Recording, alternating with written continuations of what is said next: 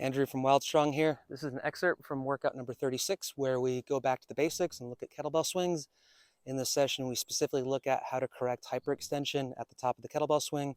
We give some drills, some cues, and then some conditioning that can help cement in better form.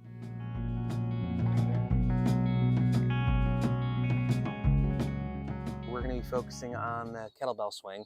Specifically, we're going to be focusing on people who go into hyperextension during the swing and how we can fix it. So it's something I say all the time, and you as a coach probably say all the time as well, but sometimes you just have to re-show it to people because it's easier for them to forget.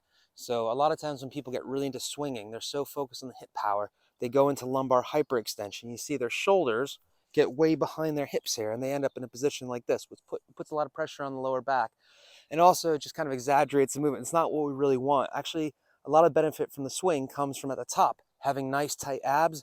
One of the reasons why we cue standing tall, keeping everything stacked, so you can see my shoulders are over my hips, which are over my knees, which are over my ankles. If I'm standing nice and tall, should be good alignment.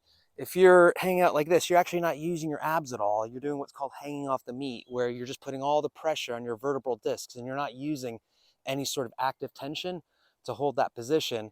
And it's going to be much, much more beneficial if as you come up, if you get used to pulsing your abs, so contracting your abs to staying nice and tight. So the thing I always tell people is, just like this isn't a good plank, and you know that if you want to make the plank better, you have to make your abs tight and bring your ribs in, okay, this isn't going to be a good top of the swing.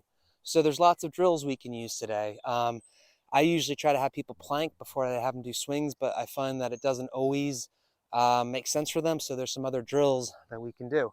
So one of the first ones that we can do is a standing dowel crunch or just a standing regular crunch. So I need an assistant to come help me. Oh, there's Jill, all right.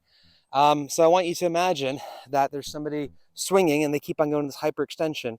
And if you want to cue abs tight, or what they use sometimes is pulsing, pulse your abs. It's like a quick contraction that gets you from here to here. You could have your partner help you. So in this case, what I'm going to do is I'm going to put my elbows like this, almost like I'm doing like an elbow plank, and my partner is going to go ahead and put their hands underneath my elbows, good, like that. And then I'll go ahead and push up. So you see now I'm in extension. And what I'm going to do is I'm just going to think about tightening my abs and standing tall. Now I'm not doing a big exaggerated crunch like this. All I'm doing is I'm going from here, tightening my abs, relax, tighten my abs. And then you could do a few in a row. Do 5 in a row at the pace that you might do a kettlebell swing. So I'm going to have Jill push against me. Tighten, tighten, tighten, tighten, and tighten. It's a little movement, but it makes a big difference. And this will help us with the next one I'm going to talk about really quickly, which is the hard style plank.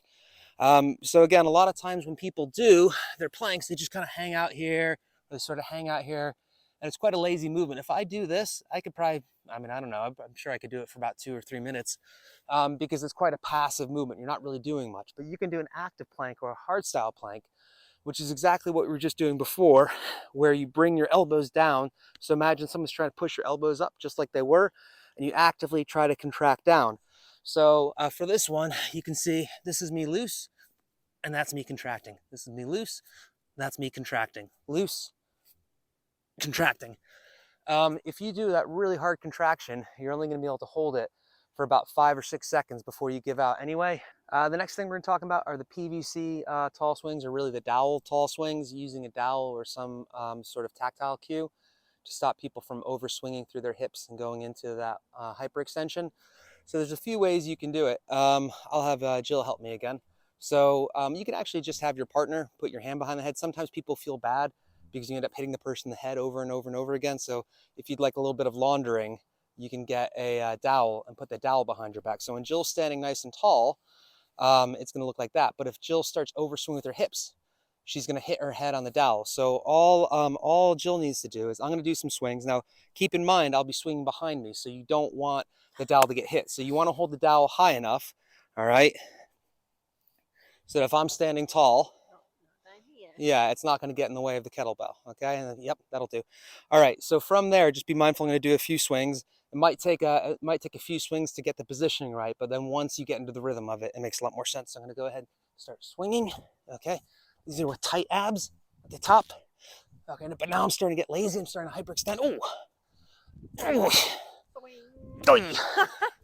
okay.